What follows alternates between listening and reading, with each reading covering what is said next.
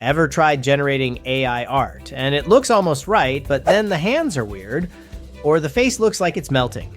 Yeah, we've all been there. People keep saying that OpenArt AI is the next big thing in AI art creation, so that's why I chose to test it. But let's discuss what's truly good before you jump in, and what is somewhat dubious. Thus, OpenArt AI functions as a kind of one-stop creative center where you can create, modify, enhance, and even train your own models. It has a clean interface that resembles Canva and Midjourney. Simply type a prompt, select a style, and an image will appear instantly.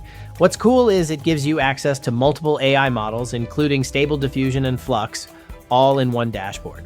Now, let's talk user experience. On Reddit, a bunch of artists love how it doesn't require Discord or complicated settings like Midjourney does. But on Trustpilot, some users complain that the free credits run out fast and image quality can drop unless you upgrade.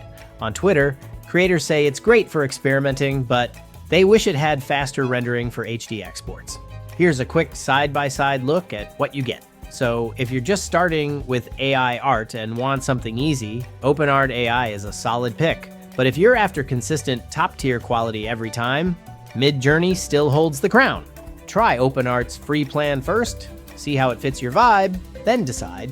Don't forget to hit like, drop your favorite AI art tool in the comments, and hey, if you want to see how it compares to Leonardo AI, check out my next video. I break that down completely. And I'll see you there.